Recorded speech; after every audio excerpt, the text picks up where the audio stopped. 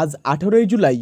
আজকে আপনাদের জন্য গুরুত্বপূর্ণ 10টি দিনের বাছাই করা খবর নিয়ে চলে এসেছি, তাই অবশ্যই শেষ পর্যন্ত দেখবেন। এখানে রাজ্য থেকে দেশ এবং আন্তর্জাতিক সকল গুরুত্বপূর্ণ খবর একসাথে আপনি পেয়ে যাবেন। আর অবশ্যই আপনার গুরুত্বপূর্ণ মতামত কমেন্টে জানাবেন। জাতীয় গড়ের থেকে 6 গুণ বেশি। বাংলার সীমান্ত জেলায় জনসংখ্যা বৃদ্ধির হার নিয়ে শুভেন্দু অধিকারীর বিস্ফোরক দাবি।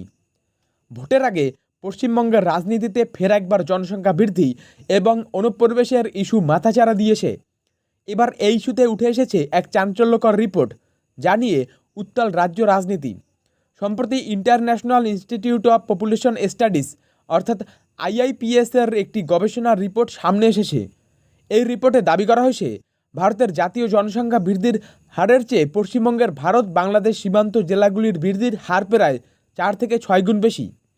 গবেষক অরুণিমা বড়ুয়া জানিয়েছেন, 2001 থেকে 2011 সাল পর্যন্ত যেখানে ভারতের জনসংখ্যা বৃদ্ধির হার ছিল মাত্র 17.7%, সেখানে উত্তর 24 পরগনা, মালদা, মুর্শিদাবাদ এবং উত্তর দিনাজপুর জেলার মতো স্পর্শকাতর সীমান্ত এলাকায় এই বৃদ্ধির হার 80% পর্যন্ত পৌঁছেছে। এই রিপোর্ট সামনে আসতেই সরব হয়েছেন রাজ্যের বিরোধী দলনেতা শুভেন্দু অধিকারী।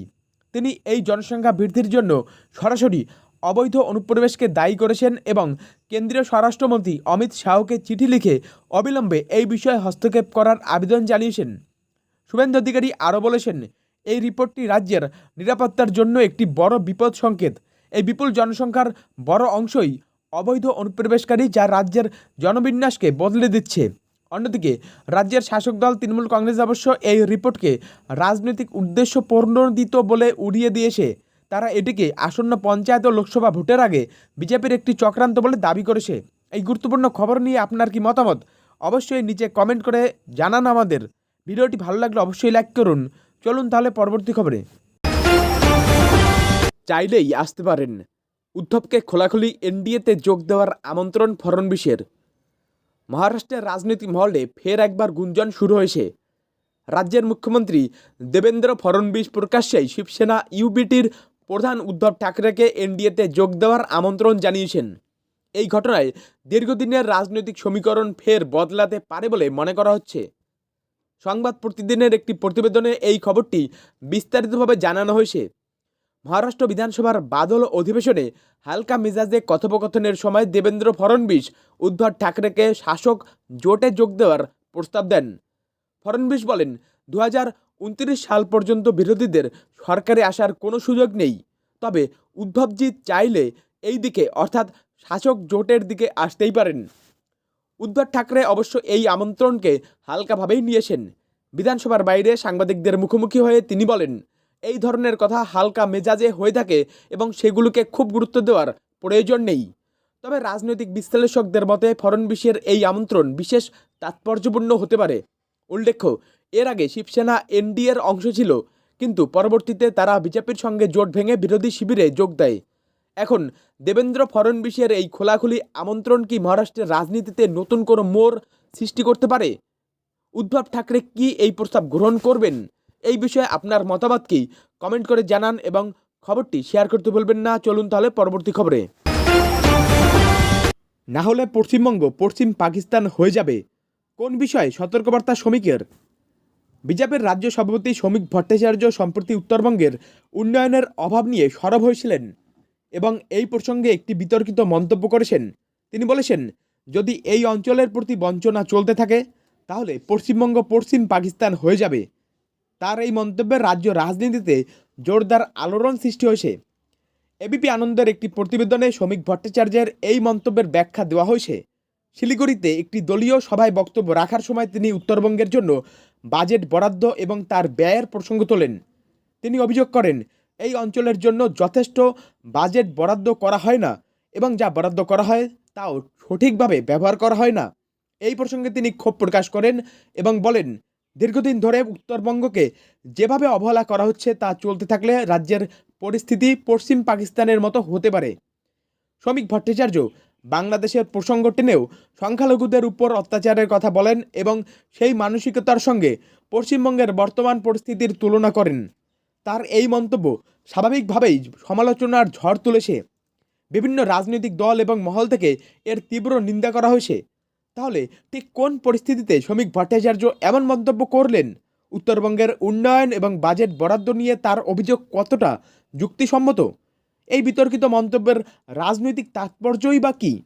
জানতে আমাদের সঙ্গে থাকুন এবং দেখতে থাকুন আমাদের পরবর্তী আপডেট। পরিস্থিতি ভয়াবহ হবে, ডিভিসিকে চিঠি পাঠালো রাজ্য। পশ্চিমবঙ্গের রাজ্য সরকার দামোদর ভ্যালি কর্পোরেশন অর্থাৎ ডিভিসিকে চিঠি পাঠিয়ে রাজ্যের বন্যা পরিস্থিতি নিয়ে গভীর উদ্বেগ প্রকাশ করেছে। চিঠিতে বলা হয়েছে, ডিভিসি যেভাবে জল ছাড়ছে তাতে রাজ্যের পরিস্থিতি ভয়াবহ হতে পারে। TV9 বাংলার একটি প্রতিবেদনে এই খবরটি জানানো হয়েছে। মুখ্যমন্ত্রী মমতা বন্দ্যোপাধ্যায় ডিভিসির বিরুদ্ধে অভিযোগ করে বলেছেন, তারা অপরিকল্পিতভাবে জল ছাড়ার ফলে রাজ্যের একাধিক জেলায় বন্যা পরিস্থিতি আরও খারাপ হচ্ছে। তিনি জানান, বারবার আবেদন করা সত্ত্বেও ডিভিসি তাদের কথা শুনছে না। মুখ্যমন্ত্রী আরও অভিযোগ করেন, কেন্দ্র সরকার ডিভিসিকে পলি তোলার কাজ করার অনুমতি দিচ্ছে না। পলি তোলা হলে ডিভিসি 4 লক্ষ কিউসেক জল ধারণ করতে পারত, কিন্তু সেই কাজ না হওয়ার কারণে জল ছাড়লেই রাজ্যে বন্যার পরিস্থিতি তৈরি হচ্ছে।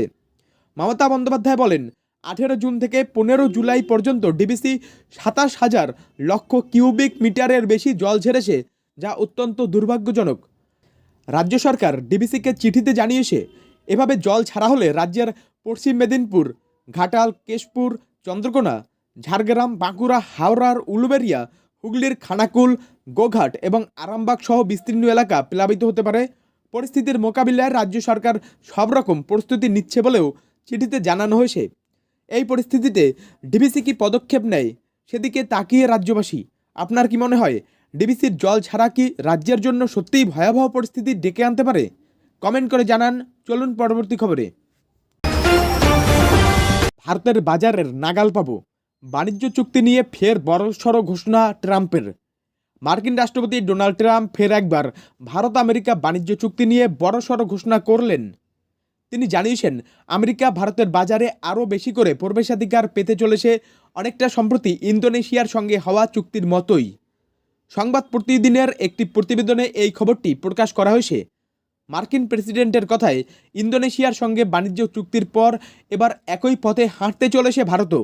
এই চুক্তির ফলে ভারতের বাজারে আমেরিকার বিভিন্ন পণ্যের প্রবেশ আরও সহজ হবে বলে মনে করা হচ্ছে। তবে ভারতের পক্ষ থেকে এই চুক্তিতে পারস্পরিক শুল্কের হার 20% নিচে রাখার বিষয়ে জোর দেওয়া হচ্ছে। অন্যদিকে মার্কিন যুক্তরাষ্ট্র ইন্দোনেশিয়ার ক্ষেত্রে 19% শুল্কের হার রেখেছে।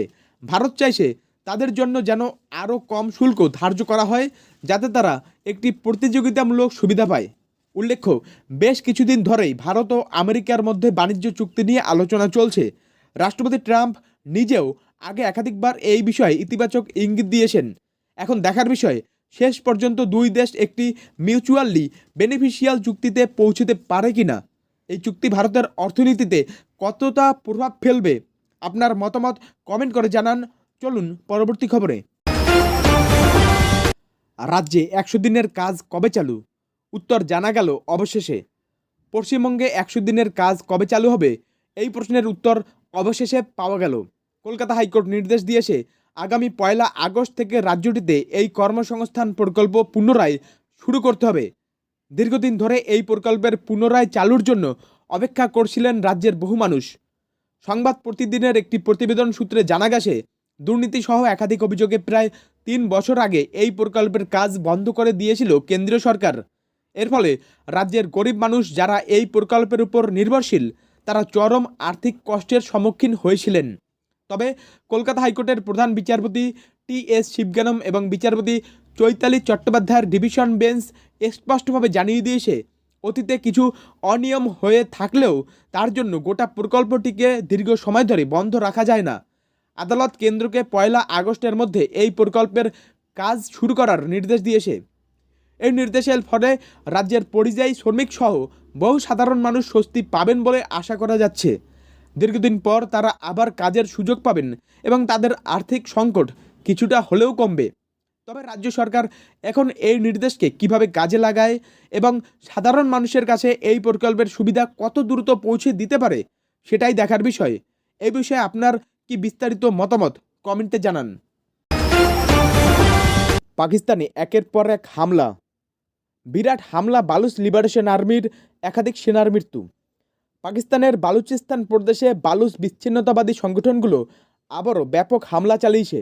বালুচ লিবারেশন আর্মি অর্থাৎ বিএলএ এবং বালুচ লিবারেশন ফ্রন্ট অর্থাৎ বিএলএফ যৌথভাবে অপারেশন বাম নামে একটি বড় অভিযান শুরু করেছে। এই অভিযানে তারা একাধিক সামরিক ঘাঁটি এবং সরকারি স্থাপনায় আক্রমণ করেছে। বিভিন্ন আন্তর্জাতিক সংবাদ সংস্থা থেকে পাওয়া খবর অনুযায়ী বালুচ বিদ্রোহীরা দাবি করেছে যে তাদের হামলায় অন্তত 27 জন পাকিস্তানি সেনার মৃত্যু হয়েছে। যদিও পাকিস্তান সরকার বা সামরিক বাহিনী এখনও পর্যন্ত এই হামলার বিষয়ে কোনো বিস্তারিত তথ্য প্রকাশ করেনি। হামলাগুলোর মধ্যে উল্লেখযোগ্য হল কালাত ও কোয়েটার কাছে সেনাবাহিনীর কনভয় ও বাসে আইইডি বিস্ফোরণ ঘটানো এবং একটি সামরিক ঘাঁটিতে স্নাইপার হামলা। এসব হামলায় একজন মেজরসহ বেশ কয়েকজন সেনা নিহত হয়েছে বলে দাবি করেছে বিদ্রোহীরা। বালুচ সংগঠনগুলোর এই হামলা এমন এক সময় এলো যখন এই অঞ্চলে পাকিস্তান এবং চীনের যৌথ উদ্যোগে চীন পাকিস্তান অর্থনৈতিক করিডর অর্থাৎ সিপ্যাকের কাজ চলছে। বালুচ বিদ্রোহীরা দীর্ঘদিন ধরে এই প্রকল্পের বিরোধিতা করে আসছে, কারণ তারা মনে করে এই প্রকল্প তাদের প্রাকৃতিক সম্পদকে শোষণ করার একটি চক্রান্ত। এই হামলাগুলো আবারও প্রমাণ করে যে বালুচিস্তানের পরিস্থিতি এখনও পাকিস্তানের নিয়ন্ত্রণের বাইরে। মমতাকে জাতীয় নিরাপত্তার পক্ষে বিপজ্জনক বললেন শুভেন্দু। বাংলাদেশের রাজনৈতিক পট পরিবর্তনের পর এবার পশ্চিমবঙ্গের বিরোধী দলনেতা শুভেন্দু অধিকারী মুখ্যমন্ত্রী মমতা বন্দ্যোপাধ্যায়ের বিরুদ্ধে গুরুতর অভিযোগ এনেছেন। তিনি সরাসরি বলেছেন যে মমতা বন্দ্যোপাধ্যায় ভারতের জাতীয় নিরাপত্তার পক্ষে বিপজ্জনক। শুভেন্দু অধিকারী দাবি করেন, সদ্য ক্ষমতাচ্যুত শেখ হাসিনা সরকারের সঙ্গে পশ্চিমবঙ্গের তৃণমূল সরকারের এক ধরনের অবৈধ সম্পর্ক ছিল। এই সম্পর্ককেই তিনি দেশের নিরাপত্তার জন্য বিপজ্জনক বলে উল্লেখ করেন। নাম না করে শুভেন্দু বলেন যে বাংলাদেশ থেকে যিনি পালিয়ে এসেছেন তাকে যদি পশ্চিমবঙ্গের মুখ্যমন্ত্রী আশ্রয় দেন তাহলে তা জাতীয় নিরাপত্তার পক্ষে বিপদ হবে। তার এই মন্তব্যকে অনেকেই শেখ হাসিনার ভারতে আশ্রয় নেওয়ার জল্পনার সঙ্গে যুক্ত করেছেন। রাজনৈতিক বিশ্লেষকদের মতে শুভেন্দু অধিকারীর এই মন্তব্য রাজ্যের রাজনৈতিক সমীকরণকে